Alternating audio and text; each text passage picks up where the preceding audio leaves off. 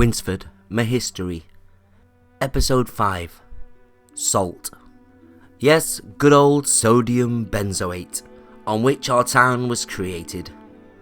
Luck would have it that Delamere Street, Winsford's first street, was built not far from a place where cavemen used to keep their salt, vinegar not being invented till the invention of the chip, which is well further forward. The salt was discovered when Delamere Street expanded into the High Street.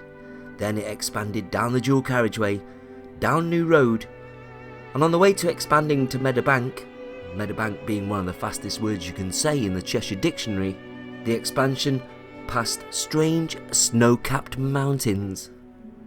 As these strange snow-capped mountains came into view, and the expanders deemed this weird as we'd had a rather mild march after a very unsuccessful snowball fight and some stingy eyes, they realised these were actual mountains of salt, not snow, left behind by the now extinct catering Neanderthals.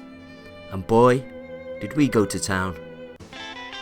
The salt went around the world, past Nantwich, and chances are someone you've seen on the telly has used our salt.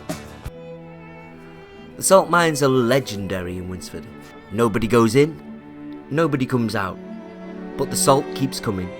For the first 30 years of my life, I thought they were owned by Willy Wonka as some savoury response to his sweet factory. A mate of a mate's uncle of mine knows a guy who knows someone who works there, not only supplying tasty salt, but gritting the roads to prevent crashes and skids on the underpass. But who grits the road for the gritters? A question that has led to many legendary folk songs like Who Grits the Road for the Gritters? Gritters, who grits the road for you?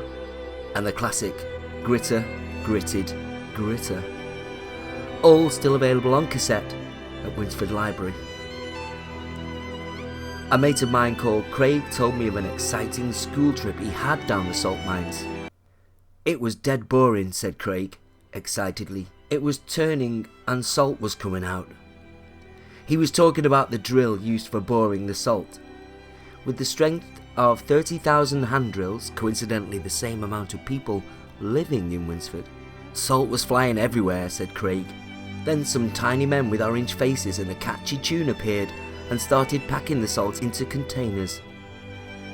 I did doubt Craig's evidence at this point. Although convincing, Craig was highly intoxicated, spouting off about receiving a golden ticket in a bag of salt and shake, then falling into a deep sleep. Scarier still is the fact that the drills have drilled out the foundations of our town, and now Winsford sits on several salty stilts.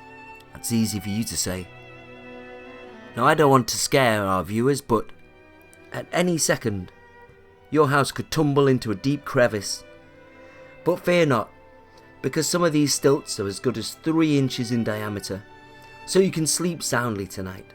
The canals in Winsford became very useful and convenient to the salt industry, as all the passing barges could then have salt on their chips and various meats, without having to carry salt cellars aboard their elongated vessels.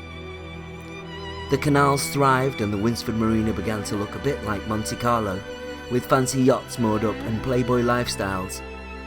However, with the closing of the Marina Cafe, the trade vanished and the marina fell into a state. Several ideas emerged how to revive the marina, including an oddball Jurassic Park idea to grow a batch of pterodactyl eggs on the island. Now plans are in place to bring all this back to life, not the eggs. And with the popularity of the Red Lion and its entertainer, a few bright minds prepare for a resurgence of the waterways. And remember, the next time you're putting some sodium carbonate on your fries, remember these tales. Till next month, enjoy the sun and the salt.